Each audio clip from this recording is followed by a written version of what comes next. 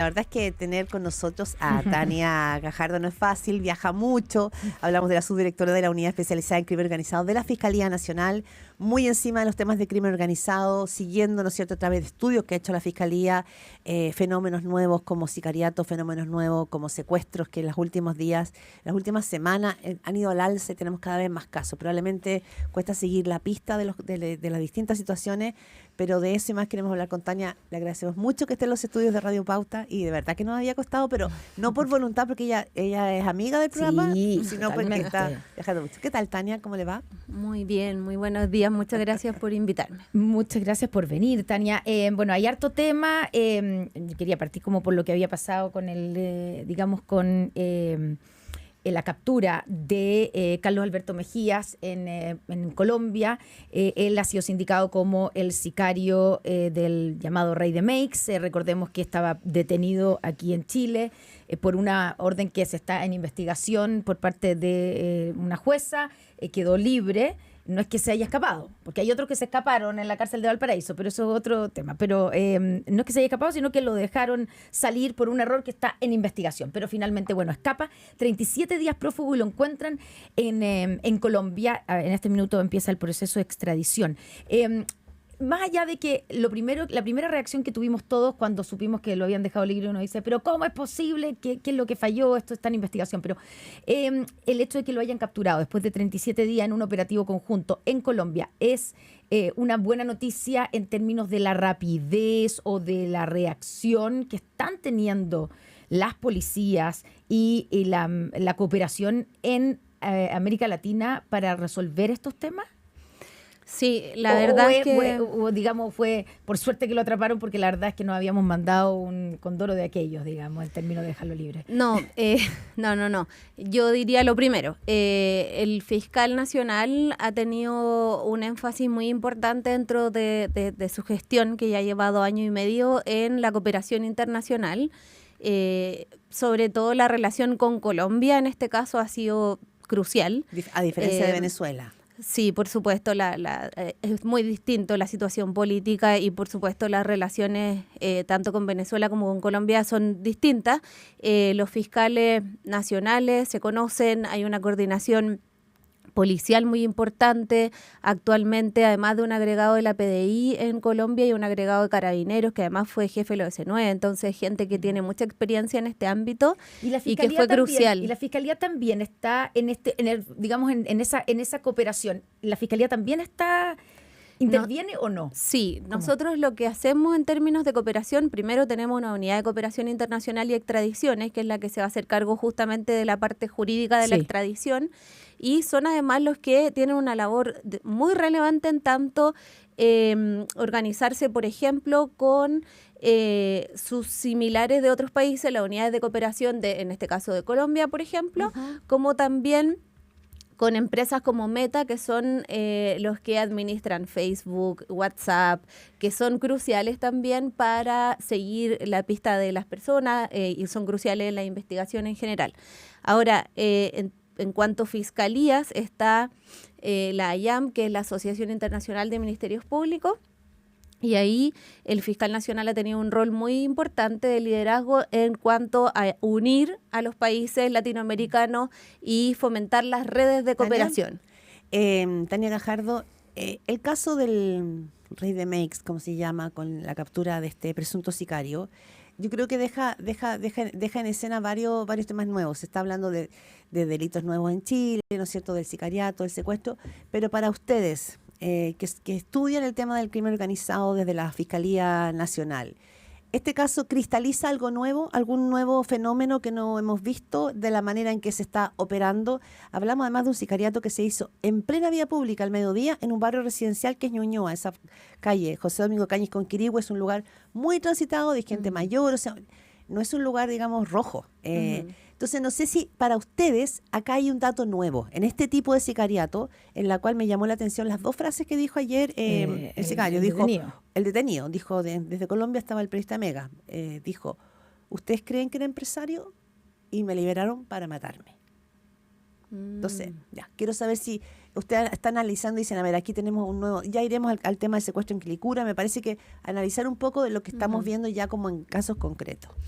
Sí, en términos del fenómeno del sicariato, una cosa que llama la atención en este caso, que fue muy mediático, pero también en otros, que han habido en otras regiones del país, lo que pasa es que somos muy centralistas, ¿cierto? Cuando las cosas pasan en Santiago, nos llama mucho la atención, pero fenómenos como organizaciones criminales transnacionales teníamos en el norte del país hace 3 años, 4 años atrás y no nos llamaban tanto la atención como ahora.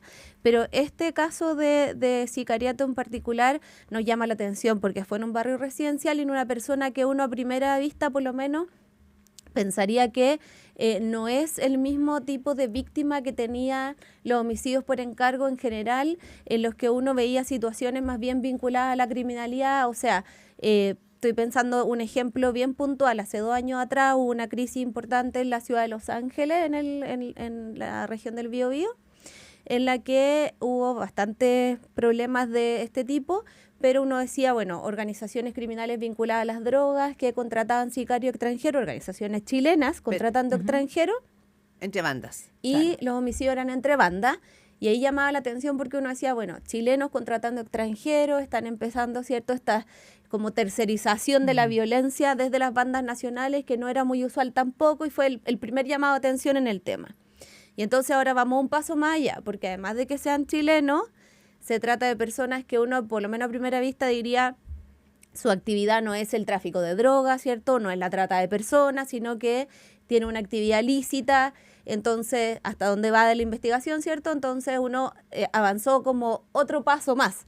Ya no solo son chilenos, sino que además se trata de chilenos no vinculados a organizaciones criminales en los que estamos viendo un fenómeno como este, y por supuesto que llama la atención, es distinto, y la idea es que no sigamos corriendo esa barrera, ya, o sea, que la mantengamos lo más cercado posible, o sea, que sea un fenómeno mucho más estrecho. Se convierte en el fondo en algo que está en el mercado, cuando tú ocupas la palabra tercerización, y es fuerte, es fuerte en el sentido de que, o sea, puedo comprar ese servicio. Exactamente, sí, o sea, el núcleo de todo esto, de lo que llamamos crimen organizado, es que justamente se trata de actividades ilícitas que son lucrativas.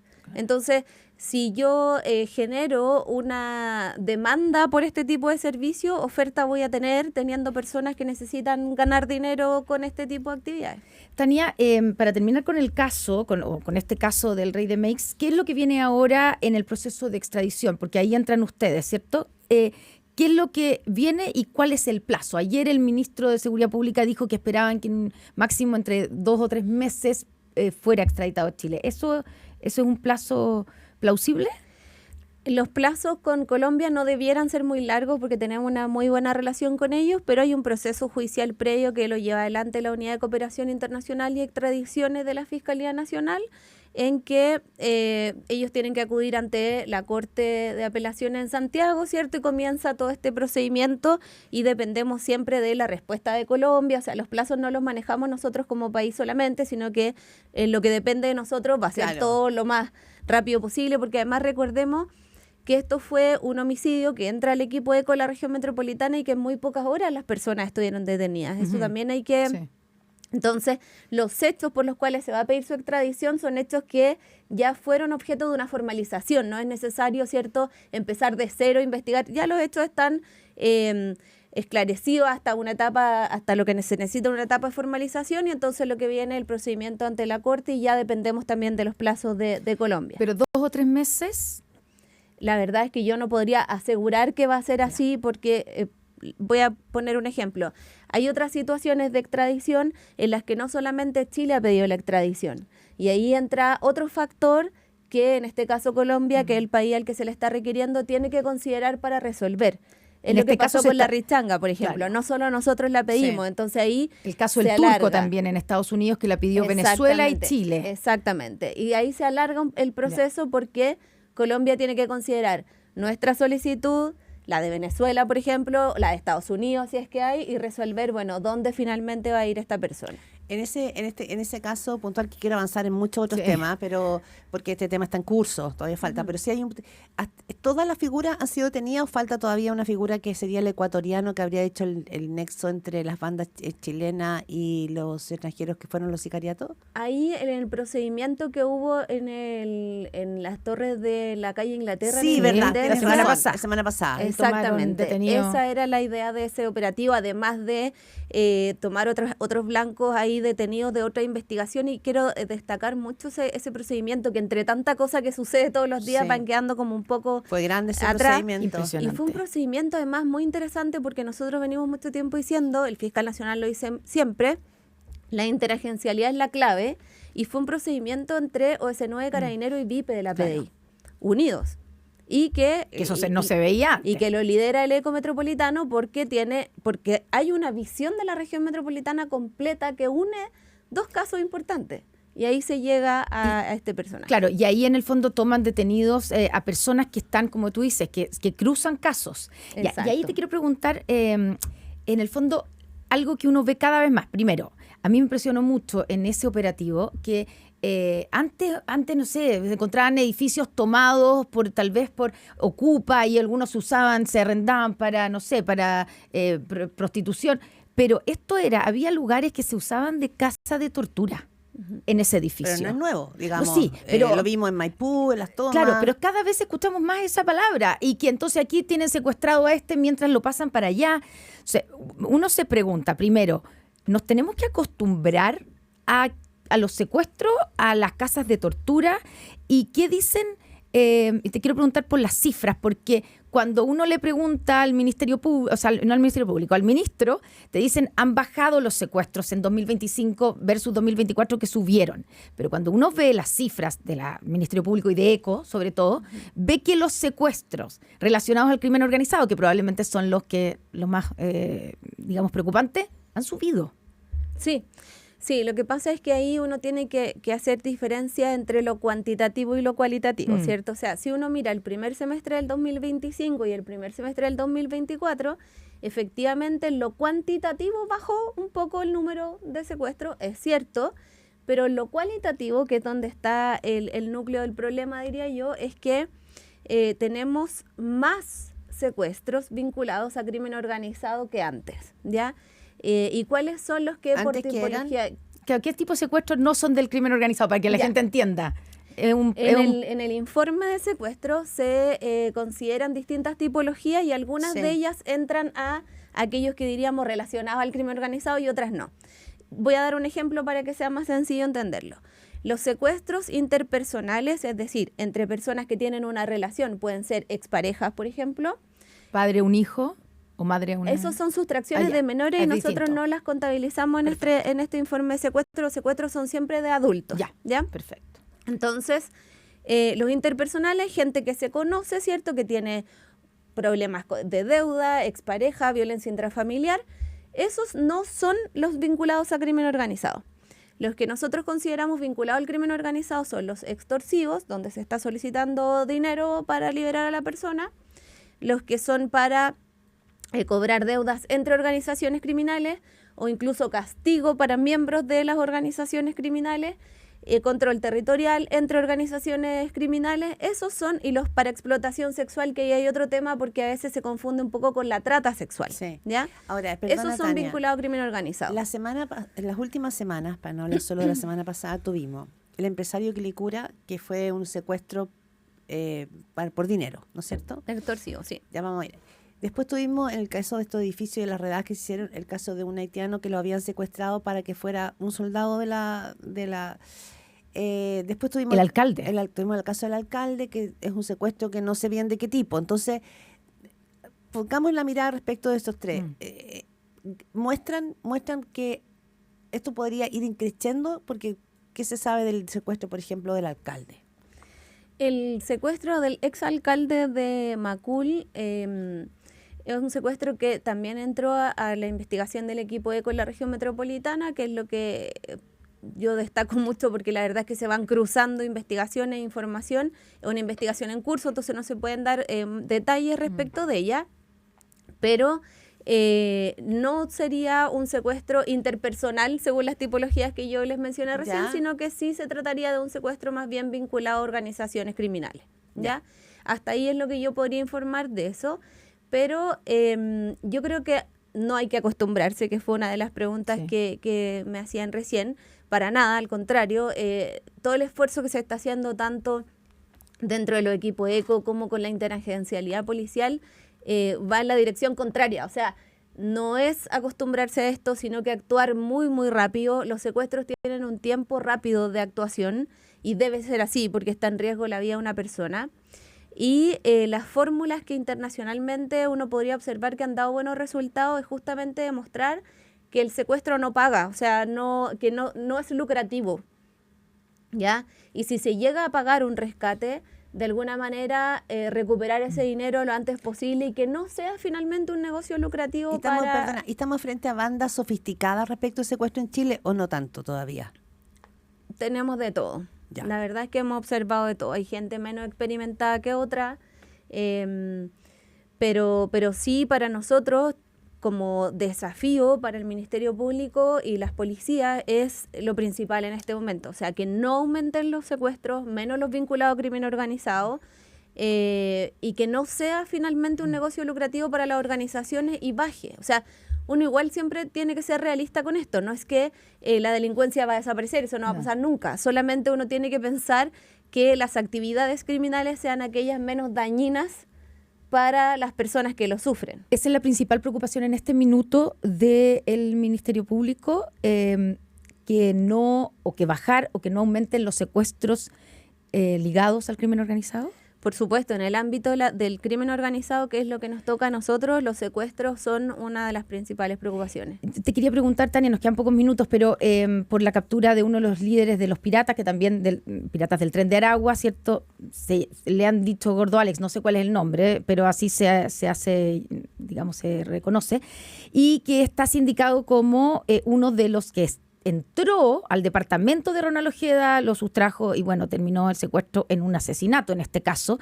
Y se sabe que él después, eso es lo que se ha dicho, después de ocurrido el secuestro y la muerte de Ronald Ojeda, sale del país, pero vuelve. Y no sabemos cuántas veces tal vez. Ya, en este caso, ese caso está cercano a ser resuelto y este personaje, este Gordo Alex, uno dice, ¿dónde va a quedar recluido? Porque estamos hablando de alguien súper importante, ¿o no? En la estructura del Tren de Aragua. Ya, lo primero es que la entrada y salida del país por paso no habilitado ya son repetidas las situaciones en que nos hemos visto enfrentados a esto, ¿cierto? O sea, lo mismo pasó con Carlos Alberto, que fue recientemente detenido el fin de semana. Claro, da la impresión de que aquí entran y salen como quieren. Hay un problema súper importante de identificación que nosotros lo hemos dicho muchas veces y años, la verdad, no solamente ahora que esto está más complejo, sino que yo recuerdo por lo menos 7 años atrás estas conversaciones y esta alerta respecto de la identificación de las personas extranjeras en situación migratoria irregular.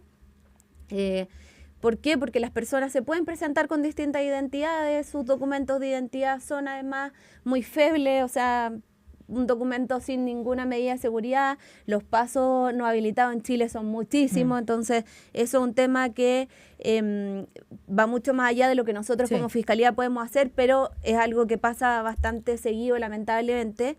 Y respecto a una persona muy relevante dentro de la organización y en un crimen tan importante como el de Ojeda, la verdad es que ya es una de las últimas personas que faltaban. La mayoría de las personas que participaron en esto ya están en prisión preventiva. Hubo una formalización de la investigación hace meses atrás. Pero falta todavía el nexo con el gobierno de Nicolás Maduro, ¿no? Porque esa tesis de que esto fue solicitado desde... No, que esto fue un móvil político. El móvil político sigue siendo la tesis.